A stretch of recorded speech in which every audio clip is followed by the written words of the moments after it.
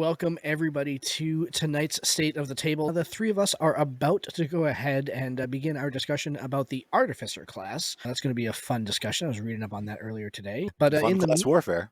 It is. The class warfare was fantastic, and I'm very excited to go ahead and speak about the class itself. But before we get into that, we are going to dive into a little State of the Table, because there's been a bunch of news in the TTRPG space throughout the last week. Mr. Myers, Mr. Miller, good evening. How are you this fine evening?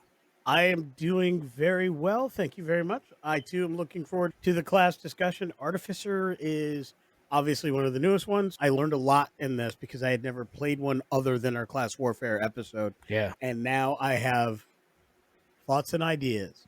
How about you, Mr. Myers? Doing great. Should be fun. Excited to talk about Artificers. Show Sprocket some love for a State of the Table. You know, it's always a great opportunity for us to put out a video and talk about current events, so that should be a great time. Absolutely. All right, let's see. Do you gentlemen have your D20s handy so we can roll and see who's going to go first tonight? Oh, we're going to do initiative for State of the Table. Oh, yeah. I mean, might as well go back rock. to the... Yeah. That's an 18 for me. 19. I did not rock much. All right, Mr. Myers, then the initiative is yours, sir. Okay, so State of the Table news from me. Mine's going to be a call back because it's been brought up before, but I want to throw out a reminder that we have Drinking and Dragons coming up this month on the 25th. That's back in person, not virtual. It'll be at Conn College campus at the Blaustein Humanities Center from 5 to 11. Live in person. Lee Wanika and I both have tables there that you can sign up for. Should be a great time. Tickets go on sale on the 18th at noon. So it's only $8. Goes to a good cause. Come down and play at one of our tables. I do have one caveat for my table to any of our listeners and fans. For any of the Patreons that we have out there, I would encourage you not to sign up for my table because basically I'm running a playtest of the one shot I'm going to do is the Patreon adventure for July, which we'll be sending out invites on here shortly. So if you want to, you can. But if you've already played it once, I'm probably going to give preference to somebody else on the invites who has not played it yet. Or something. I don't know. We'll figure that out. But just to let you know. But it should be a good time. Mine's going to be called One Crazy Night in Waterdeep. And Lee Wanika, what are you running? I am running a nice little Eberron adventure. Our Eberron month really wowed me, gave me some thoughts and ideas, and I wanted to make sure that I got a chance to jump into Eberron. Talking with Mike from 19 Hits the Dragon gave me some thoughts and aspirations. The adventure I'm running is Midnight Train Through the Mournlands. Sounds fantastic. Yes. Basically, it's all about the journey of a train. The players are some passengers and shenanigans. But not just like crazy shenanigans. Shenanigans. Dum, dum, dum. I like it. I am very jealous that I'm not going to be able to make it down to Connecticut to go ahead and run a table at this time for Drinking and Dragons. So I just expect you both to have twice as much fun as usual to go ahead and make up for the fact that I will not be there having fun with y'all, because I had a ton of fun last time running with Drinking and Dragons. And, right when we were doing it virtual. Yep, we've had them on the show. They are a great group of folks. I'm happy that you guys are getting down there. All right. Next, Josh, you're up next. Is me. Yeah, so shout out to the Nerd Immersion podcast show on YouTube. Thank you, Ted. For pointing out that Wizards of the Coast has put out another D&D player survey. We're going to go ahead and put the link in the comments down below to it. But again, a soft release on this. His whole commentary on it today was like, hey, they did this thing and haven't said really anything about it. They haven't really announced the fact that they did it. They just put it out there, and neither of my co-hosts were aware of it either. I'm halfway through it at this point. It's a lot of questions about how you've played D&D through the years. How have you been exposed to D&D? What are the sorts of things that you buy and why you buy things? It's very interesting, especially for somebody whose first tabletop game was not Dungeons and Dragons, that the survey seems to imply that clearly my first tabletop game must have been Dungeons and Dragons.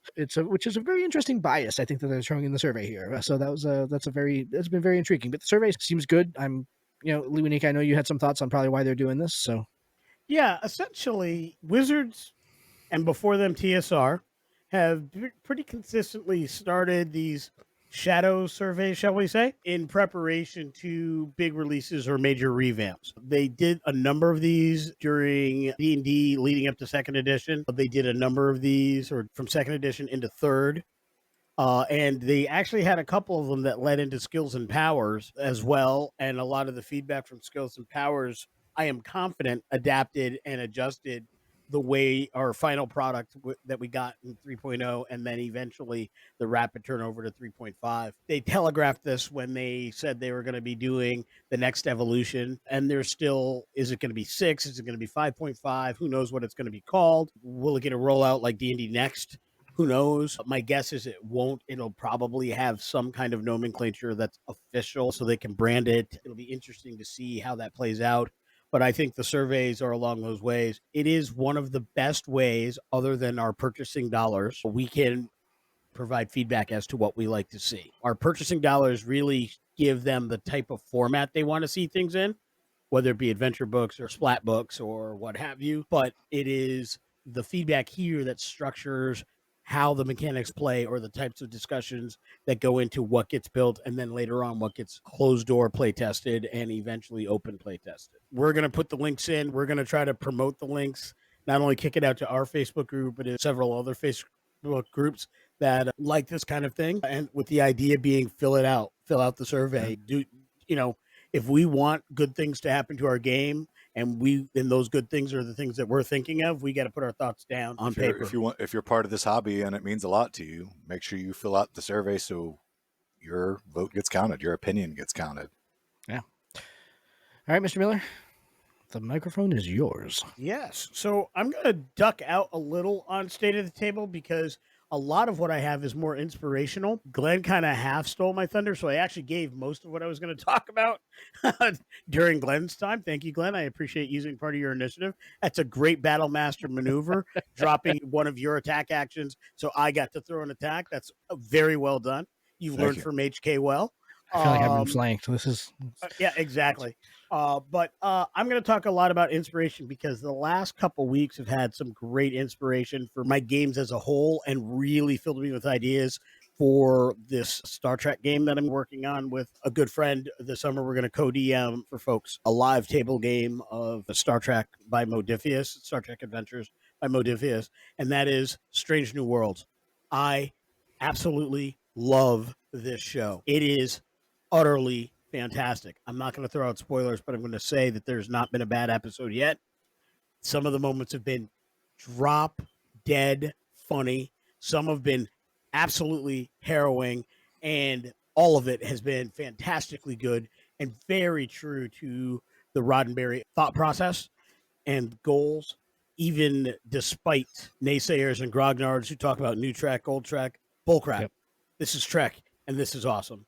Yep. I'm planting the Federation flag at the top of that hill, and I will fire my photon torpedoes at anybody who says different. This is a great show. Totally filled agree. with inspiration, great character development, great party dynamics, great pairings here and there within the show, and amazing storytelling.